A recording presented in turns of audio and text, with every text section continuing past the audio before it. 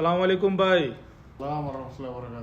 আজকে তো বিপিএল এর প্রথম ম্যাচ গেল, কি মনে হইলো? দুটোটা টিম কেরম খেলছে, রাজশাহী আর সিলেট?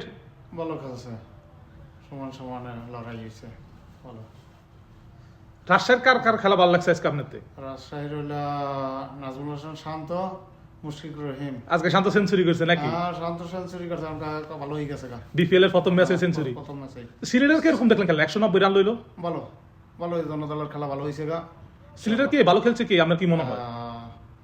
রনি তালুকদার হ্যাঁ, আর ইমনও ভালো খেলছে আজকে। পারভেজ হোসেন ইমন। মোটামুটি ইমন, পারভেজ আর আফিফও কিন্তু তার মানে ভালো সঙ্গ দিছে কিন্তু। হ্যাঁ, এতে আর কি প্রথম ম্যাচ ভালোই হয়েছে গা। একটা এক্সপেক্টিং ম্যাচ আছে, 190 191 রান। 91 রান। না, আমরা যে বলে ভাবছি, আপনি তো কইছিলেন 200 রান হইব, কাছাকাছি তো কাছাকাছি ছিল।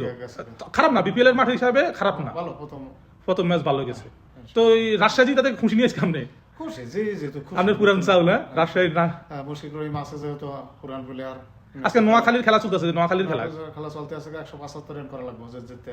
কি কোন পারবো নি? সমস্যার নাই কিন্তু আজকে সৌম্য সরকার না থাকলে কি হয়েছে, এক প্লেয়ার না থাকলে ক্রিকেটে একজন দাঁড়াই গেলেই যথেষ্ট। জাকের কিন্তু আছে নিচে, অনেকে জাকের নিয়ে ট্রোল করতে আছে। টোল করলে কি হবে? ক্রিকেটে শান্ত যে আজকে যে সেঞ্চুরি করছে, শান্ত সেঞ্চুরি করতে পারছে আগে। ওটাও ঠিক আছে। আবার আপনি কিন্তু 1 কোটি দামের প্লেয়ার কিন্তু 11 রান 11 রান করে গেছে, ক্যাচ দিয়ে বিদায় হয়েছে 1 কোটি টাকা, যার কোনো ওয়ানডে নাই, কোনো কিছুতে নাই। হ্যাঁ, বিপিএল 1 কোটি টাকা। তাও আবার এই টিম বিক্রি হয়ে গেছে বিসিবি বোর্ডের কাছে। বিসিবি বোর্ডের কাছে। তাই তো যাক, দাঁড়াই আজকে নোয়াখালী জিতবে ইনশাল্লাহ। ইনশাল্লাহ ইনশাল্লাহ।